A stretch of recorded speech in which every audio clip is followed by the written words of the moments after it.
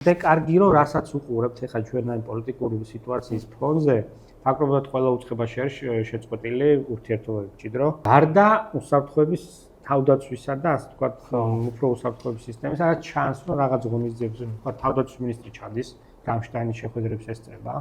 ეს გავიხსენოთ ხო, უკრაინის დახმარების ფორმატი რაც არის. არსებობს გარკვეული ურთიერთობები. ახლა წუწევს რამშტაინზე. იყო ბოლოს ცოტა ხნის წინ. შეიძლება ერთი თვე არ არის გასული, არ მახსოვს რო არ მოგატყო ზუსტად, მაგრამ ეს ახლახანს როცა იყო ბოლო იმაზეც იყო.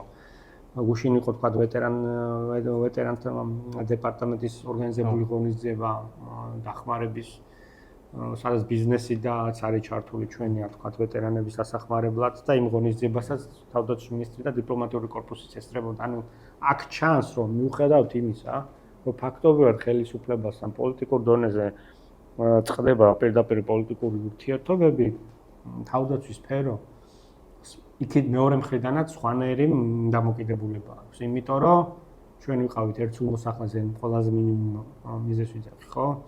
პირველ ადგილზე. ხო. საერთაშორისო მისიებში ყველაზე დიდი მსხვერპლით, ასევე ერთ მოსახლეზე.